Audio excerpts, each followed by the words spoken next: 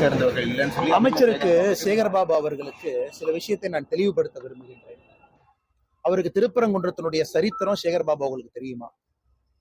1926 சுதந்திரத்திற்கு முன்பு இதே பிரச்சனை இங்கே வரும் பொழுது அங்க இருக்கக்கூடிய சப்பார்டினேட் ஜட்ஜ் ஒரு தீர்ப்பு கொடுக்குறாங்க.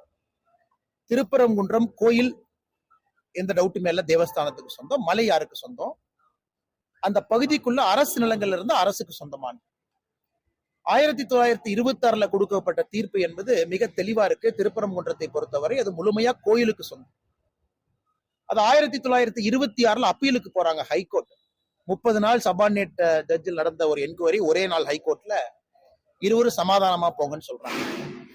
1931 ஃபைனல் பிரிவி கவுன்சில், அதான் highest law of the land. Privy council என்ன சொல்றாங்கன்னா, இது மிக தெளிவாக, இது முழுமையாக சபார்டினேட் ஜட்ஜ் கொடுத்திருக்கக்கூடிய தீர்ப்பை ஏத்துக்கிறோம்.